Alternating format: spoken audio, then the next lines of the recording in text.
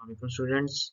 Today we'll discuss about laws of motion और उसमें हम क्या फर्स्ट लॉ पहले डिस्कस करेंगे न्यूटन्स के। अच्छा अब हम क्या कर रहे हैं, डिस्कस किसको कर रहे हैं, हम क्लासिकल मैकेनिक्स को, क्लासिकल मैकेनिक्स या क्लासिकल फिजिक्स को हम कर रहे हैं। और क्लासिकल फिजिक्स जो है हमारे पास क्या है, ये हमारे पास न्यूटोनियन फिजिक्स कहलाती है। क्या कहलाती है? Newtonian.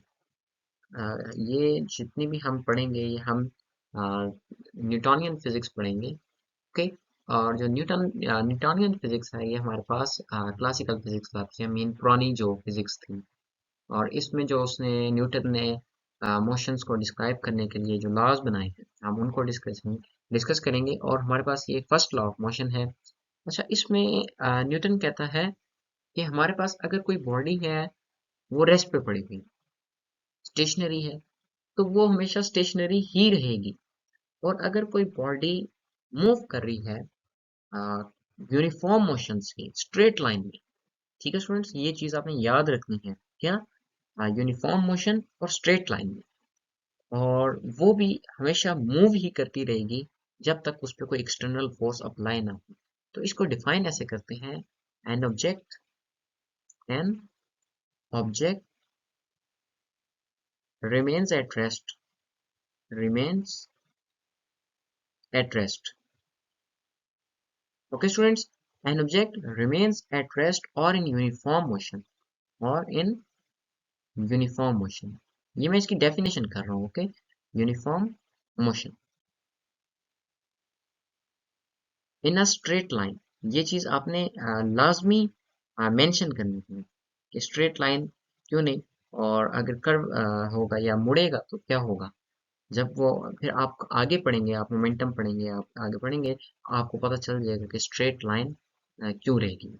Okay, straight line unless it is compelled to it is compelled, या इस पे मतलब अगर हम कोई फोर्स ना लगाएं। Okay, it is compelled to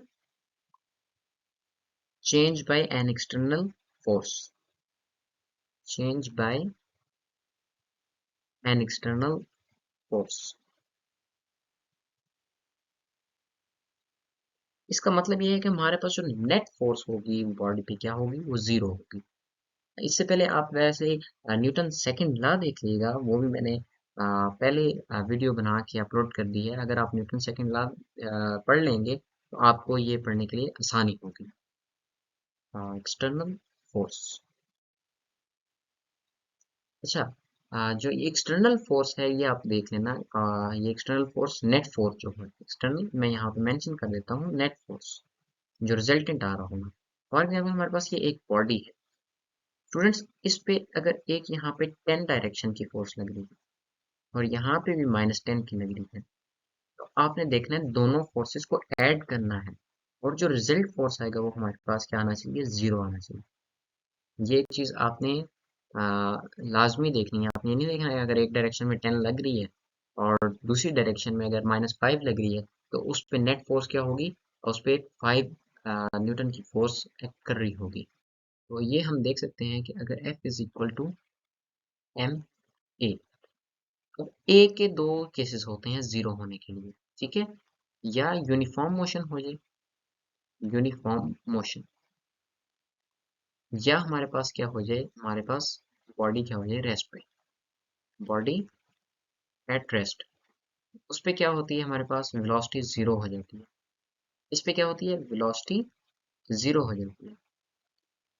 और इस पे हमारे पास क्या होती है, यूनिफॉर्म मोशन पे हमारे पास वेलोसिटी यूनिफॉर्म होती है, वेलोसिटी कांस्टेंट होती है। जब वेलोसिटी कांस्टेंट होती है, ये मैं आपको पढ़ा चुका हूँ सेकंड इक्वेशन ऑफ मोशन और वेलोसिटी टाइम ग्राफ्स में। आपको पता होना चाहिए कि जब वेलोसिटी कांस्टेंट होती है तो हमारे पास एक्सेलरेशन क्या होती है, जीरो होती है। मीन के हमारे पास अगर ये बॉडी ने मूव किया है तो ए पॉइंट पे भी वही वेलोसिटी थी और बी पॉइंट पे भी वही वेलोसिटी थी, तो हम कहेंगे कि हमारी जो बॉडी है वो क्या है, यूनिफॉर्म मोशन कर रही है। तो जब एक्सेलरेशन हमारे पास जीरो होगी तो हमारे पास क्या है, मैथ तो जीरो हो नहीं सकता, तो हमारे पास क्या होगी, फोर्स जो होगी वो क्या होगी, जीरो होगी। तो हमारे पास जो एफ नेट है वो हमारे पास किसके बराबर आता है, वो हमारे पास जीरो के बराबर आता है। अच्छा स्टूडेंट्स, जो ये हमारे पास फर्स्ट लॉ ऑफ मोशन है, इसको लॉ ऑफ इनर्शिया भी कहते हैं।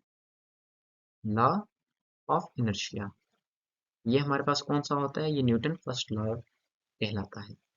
लॉ ऑफ इनर्शिया हमारे पास क्या है? Newton first law.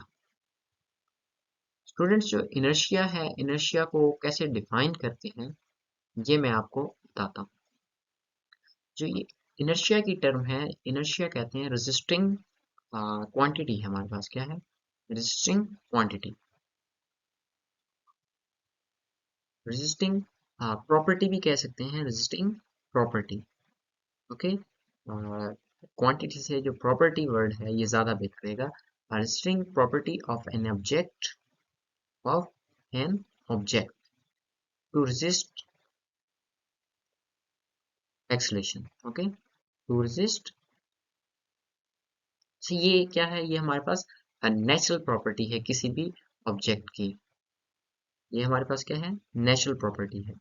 और जो लीनियर हमारे पास मोशन होती है, इसमें हमारे पास जो इनर्शिया होता है ये मैस के बराबर होता है।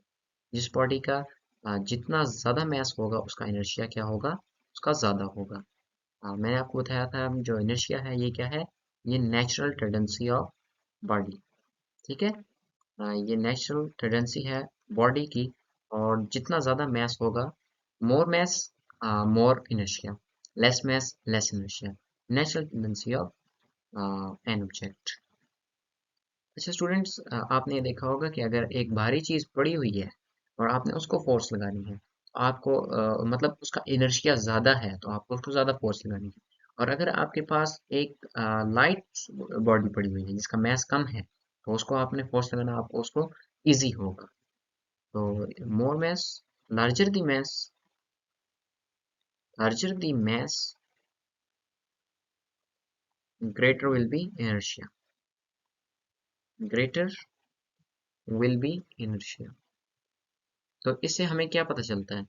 इससे हमें पता चलता है कि इनर्शिया जो है वो क्या है? वो मैस के proportional.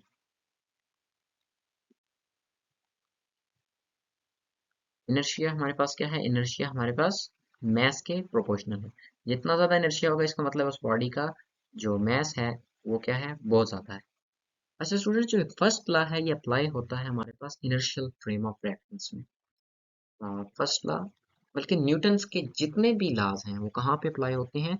Inertial frame of reference पे। इनर्शियल फ्रेम ऑफ रेफरेंस को समझने के लिए मैं एक अलग वीडियो बना रहा हूँ, आपको वो देखनी चाहिए क्योंकि वो काफ़ी डिटेल में है। तो आप उसमें बेहतर समझेंगे। तो आपको अब बस इतना याद रखना है कि न्यूटन के जितने लॉज हैं वो कहाँ पे अप्लाई होते हैं? इनर्शियल फ्रेम ऑफ रेफरेंस में। अच्छा, मैं आपको एक और बात बता दूं कि जो हमारे न्यूटन, मैं आपको बताया था कि क्लासिकल फिजिक्स पढ़े हैं, ये हमारे पास अप्लाई ही तब होती है जब हमारे पास अगर कोई किसी बॉडी की जो स्पीड है, जो उसकी मोशन हो रही है, वो 1% of speed of light. Okay, अगर इससे ये ज़्यादा हो जाती है तो हमारे पास जो न्यूटन्स के लॉ हैं ये हमारे पास अप्लाई नहीं होते। ठीक हो गया। 1% ऑफ स्पीड ऑफ लाइट, ये ऑलमोस्ट हमारे पास बनती है 3000 किलोमीटर पर सेकेंड। 3000 किलोमीटर पर सेकेंड, क्योंकि ये हमारे पास बन जाती है। अगर इससे ज़्यादा हमारे पास अगर होगी स्पीड तो फिर हमारे पास ये लॉज वैलिड नहीं होते। फिर हम रिलेटिविटी में चले जाते हैं, जो कि एक न्यू कंसेप्ट है और मॉडर्न फिजिक्स है। Okay students, thank you very much. अल्लाह हाफिज़।